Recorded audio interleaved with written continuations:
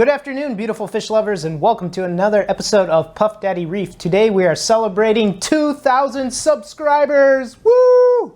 So thank you very much for subscribing my channel. If you are watching this video right now and you have not yet subscribed, please click on that button down below. Give me a thumbs up. Keeps me motivated to keep the videos coming. So today I'm going to talk about some modifications I made to this Red Sea Reefer 650 Peninsula. One of the things that I like a lot about it is it has a sump chamber and then another chamber for all of your equipment.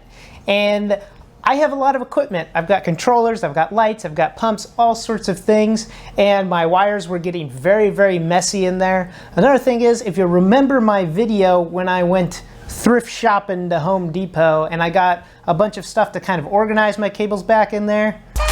I'm gonna pop some tags, only got $20 in my pocket.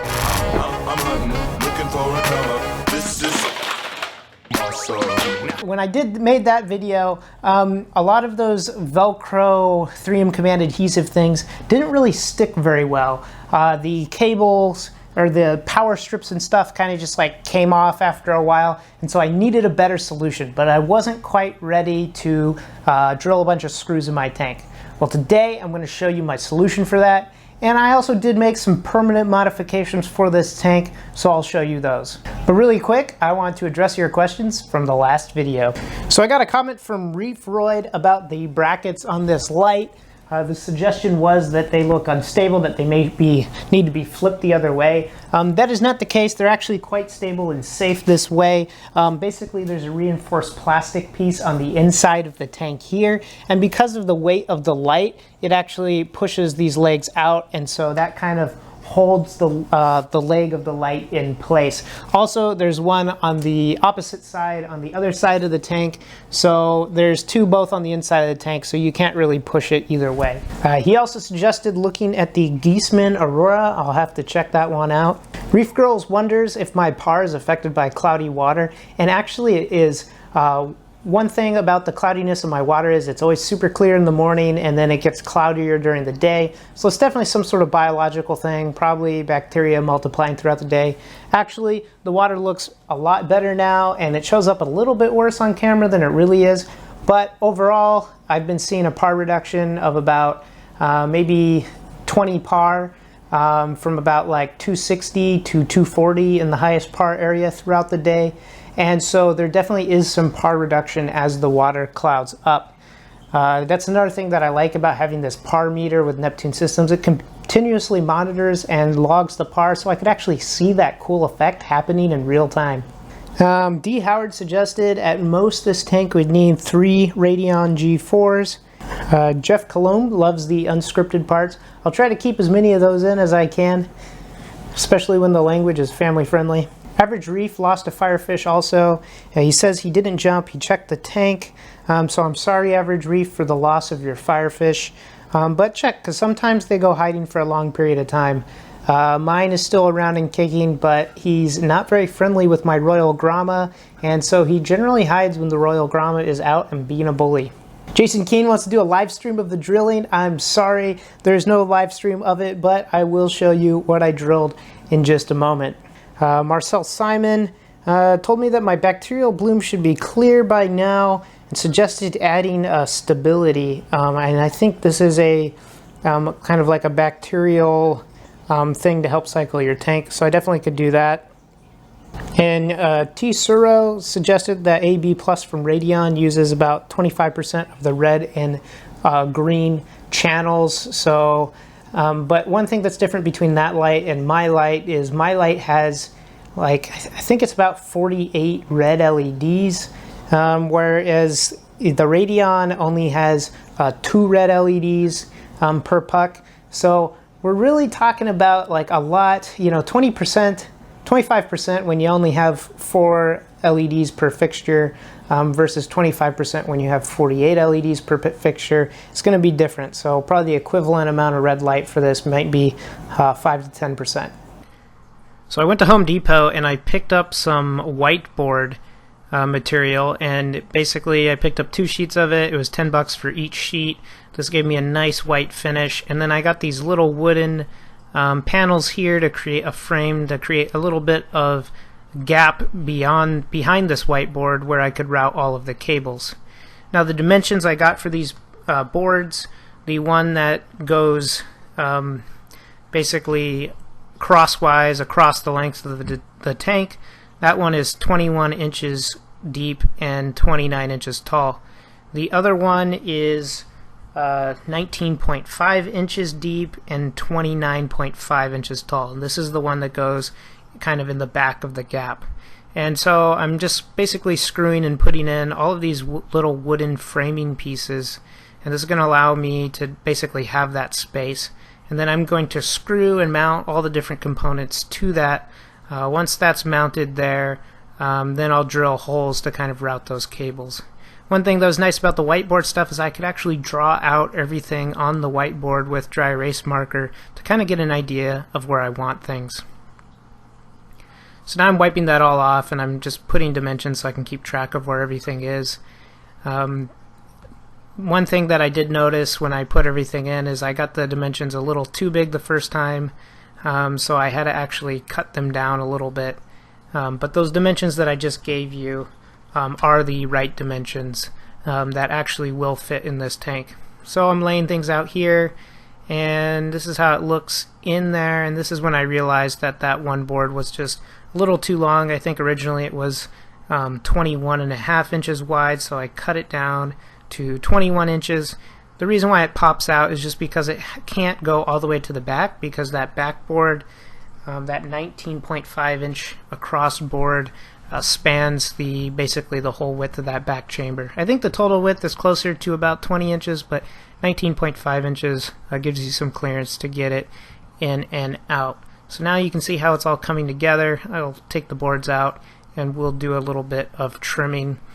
I had to undo some of the screws in order to adjust everything because some of the screws were kind of conflicting with each other, but it worked out fine. And I'm laying everything out, basically you know, seeing where I want to put things. I have all these little Neptune system modules, the apex part, all the power strips. I'm trying to keep the power strips straight back so I can easily pull in the plugs, put out the plugs, and see where they are.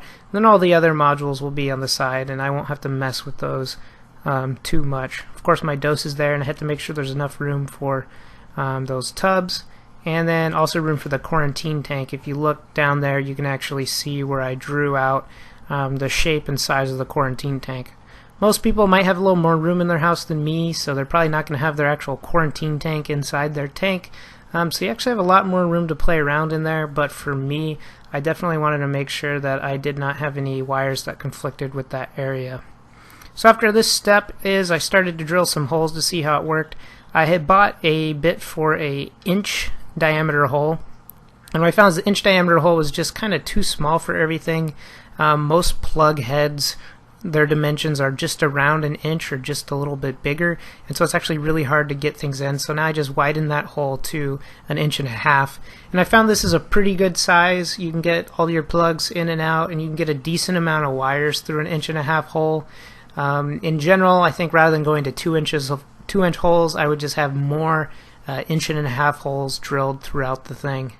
Throughout this, it created lots and lots of dust. This material was surprisingly, it's a really fine type of fiber board, so it created lots of dust everywhere, so I was always using this air can to kind of blow everything out of the way, but it was still strong enough to kind of hold everything. So I've got that dose mounted there, and now I'm getting everything else kind of screwed in place. I actually had to move this module that you're seeing in the center there. I wanted to lower it down so I could actually drill that hole that you see there that's above it. So now you see there's holes absolutely everywhere, and that's good. Every single module basically has its own hole to kind of route cables through, and this just keeps things really nice. And then between things that go from one side to the other, I just drilled 2 holes right next to each other and pop them out and pop them in. Kind of creates like a hinge-like type effect. What might actually be better is to have a gap in those 1/2 inch pieces of wood behind the white dry erase board panel, so you can just slip it kind of out of sight, out of mind. But I didn't really feel like taking those off and cutting them down. It was just easier to drill holes. And so now I'm putting everything in, and we're getting close to being done here. So that's about it. Let's go to the final clip to kind of show you how it all turned out. So here it is. I have my 3 modules. I also have my little controller for my skimmer. I have my max spec dryer controller, and I've got everything ready to go. Let's put it in the tank. And of course, the moment you've been waiting for, yes, I did. I drilled a hole in my aquarium. Now, it's actually my stand, not my aquarium, but it was still very, very hard to bring myself to terms to do this because it's such a beautiful thing. I used the 1-inch drill bit hole, and that was good for my 3/4 inch tubing. One thing that I would do is I would start the drill a little bit on each side though, because there's a real thick coating of epoxy, and on the other side it chipped a little coming out. So here is how everything looks, and it actually looks pretty good. I have a lot in there. I have my containers for my bulk reef supply dosers. I have a quarantine tank. I have a skimmate locker, and it all fits. So straight on this back panel, I have the main Neptune system apex with all the plugs. I've got my additional auxiliary plug, and this powers my quarantine tank.